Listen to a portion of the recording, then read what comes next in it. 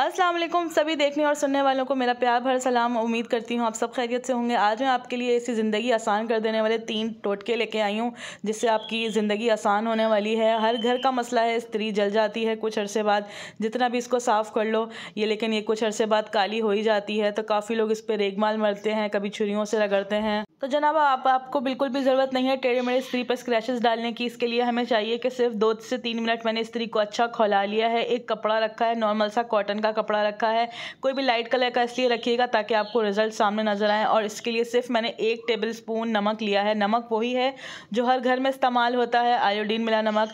उसको आपने कपड़े पे बिछा देना है और स्त्री को थोड़ा सा रगड़ना है, थोड़ी सी जान लगा के रगड़ना है। तो इस रिजल्ट्स आप देखने लगेंगे।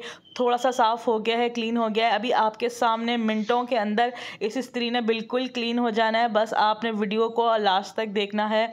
ये देखें जी, थोड़ा थोड़ा काफ़ी हद तक कम होने लग गया है और आप नमक की रंगत देख सकेंगे कि नमक भी काला काला सा होने लगा है। जो इसके अंदर मैल लगी हुई थी सारी स्त्री की, वो नमक के अंदर शामिल होती जा रही है। और ये देखें जी, 80% हमारी कालक साफ़ हो चुकी है। अब थोड़ा सा मज़ीद रह गया है। साइड साइड से जो भी नमक फैलता जा रहा है आप इसको कपड़े की मदद से इकट्ठा करते जाएं और कोशिश करें उसी तरफ मारें जहां पर आपकी कालक अब बची रह गई है। आहिस्ता आहिस्ता आपने देखना है, बस मैजिक होने ही वाला है, कुछ सेकंड्स की देर है।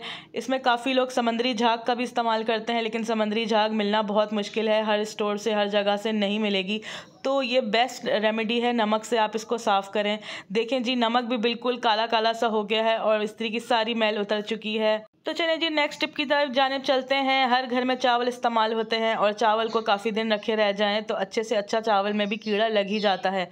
चावल का कीड़ा दूर करने के लिए सबसे आसान तरकीब ये है कि घर घर में माचिस इस्तेमाल होती है।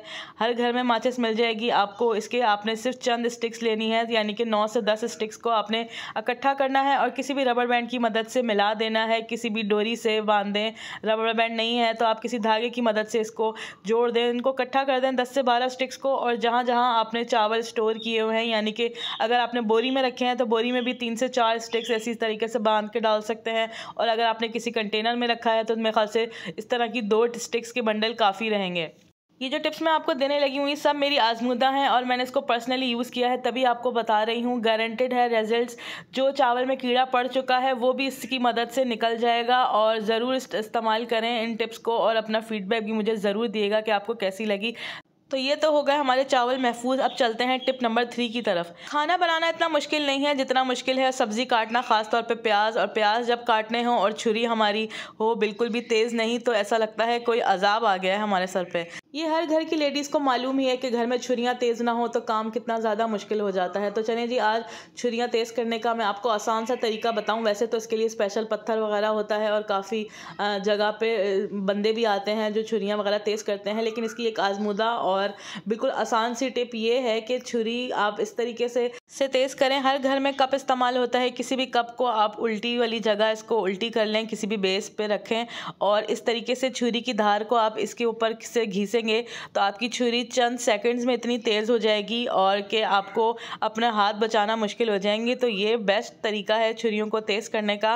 कप की सरफेस से आपकी बहुत अच्छी छुरियाँ बहुत अच्छी हो जाएंगी। चारों तरफ से आप इसको कर सकते हैं तेज़ और फिर कटिंग करके देखें कितनी शानदार आपकी कटिंग होती है। तो ये कुछ टोटके थे जो ज़रूर इस्तेमाल करिएगा। अपना फीडबैक मुझे ज़रूर दीजिएगा। नेक्स्ट वीडियो तक के लिए मुझे दीजिएगा इजाज़त। अल्लाह हाफ़िज़।